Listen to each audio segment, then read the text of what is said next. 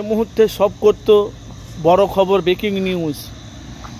আপনারা জানেন সামনে বিধানসভা ভোটের আগে এসআইআর লাগু হয়ে গেছে। আপনারা জানেন আজ থেকে আপনারা জানেন প্রায় এক বছর কাছাকাছি হয়েছে মোটামুটি।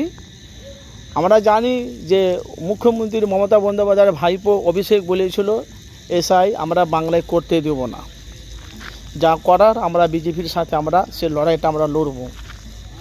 সেটাই কিন্তু মাননীয় মুখ্যমন্ত্রী মমতা বন্দ্যোপাধ্যায় উনিও বলেছিল আমি বাংলাতে যতদিন আমি আছি এসআইআর বাংলায় করতে দেব না।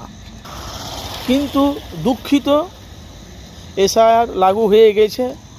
এখন বিভিন্ন জায়গা রাজ্যতে এসআই 20 বছর থেকে যাদের লিস্টে নাম আছে তাদেরকে এই বাংলাতে রাখা হবে, না হলে তাদেরকে অন্য যাদের নাই তাদেরকে অন্য জায়গায় তাদেরকে সেফটিভ করা হবে। তো এই যে মাননীয় মুখ্যমন্ত্রী মমতা বন্দ্যোপাধ্যায় যে বলেছিল এসআইয়ের বাংলাতে আমরা করতে দেব না, তো লাগু হয়ে গেছে। ও তো কাজ তো শুরু হয়ে গেছে।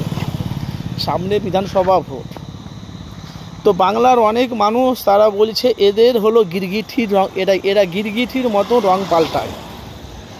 খারাপ মানুষের সামনে একরকম বলে আর একটা মানুষের সামনে একরকম। কিছু না, এর সামনে বিধানসভা ভোট, এর সামনে বিধানসভায় ভোটটাকে নেওয়ার জন্য একটা ষড়যন্ত্র বাংলায় বার করেছে। তো আলহামদুলিল্লাহ নওশাদ সিদ্দিকী ভাইজান বলেছে এসআইআর নিয়ে আপনাদেরকে অত টেনশন করতে হবে না। একটা পশ্চিম বাংলা হোক পশ্চিম বাইরে একটা কাউকে বাংলা থেকে বার করা দেওয়া হবে না, সে লড়াই কিন্তু আমরা লড়ব। এটাও নওশাদ সিদ্দিকী ভাইজান বলেছে আপনাদের কাছে একবার নয় 3 বার আসবে, তোমাদের ভোটের লিস্ট দেখবে, কারা আসবে তার নাম নেবে, তার বাড়ির অ্যাড্রেস নেবে, তার ফটো নেবে, তার ছবি নেবে, কোনখান থেকে আসে সবই এপিট ওপিট সমস্ত ডকুমেন্ট তোমরা নিয়ে তারপরে তোমরা করবে। আর এটা কেন নওশাদ সিদ্দিকী বলেছে, যদি বিজেপির যদি কোনো হাত থাকে, কোনো যদি একটা ষড়যন্ত্র থাকে।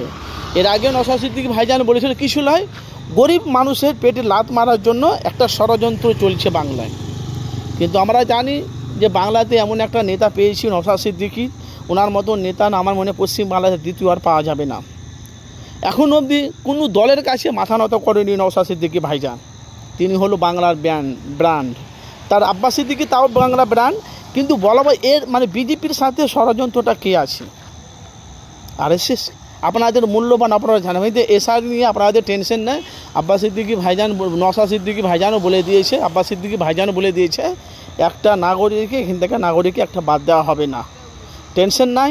তো আপনাদের মূল্যবান মতামত জানাবেন আগামী দিনে 2026 বিধানসভা ভোটে। ভাই ওই মানুষকে আপনারা সাপোর্ট করবেন, ওই মানুষকে ভোট দেবেন যে বাংলাতে কেউ আঙুল না দেখাতে পারে হিন্দু মুসলমানের ওপরে, সে নেতাকে আপনারা ভোট দিবেন। আসেন, আপনারা জানেন তা আপনারা এখন ভোটের জন্য বিভিন্ন রকম এখন তারা মতামত চলছে। এখন এসআই কিছুদিন আগে জানেন আমরা ওয়াকা বিলটা পাস করলো, এখন বাতিল হয়নি। এসআই নিয়ে এখন বাংলাতে সারা রাজ্যতে চালু হয়ে গেছে। তো যেটা বলার সেটা নওশাদ সিদ্দিকী বলছে, প্রত্যেকটা সভাতে বলছে, আব্বাস সিদ্দিকী জলসাতে বলছে। এটা নিয়ে আপনারা হতভাগা হবেন না। কেন?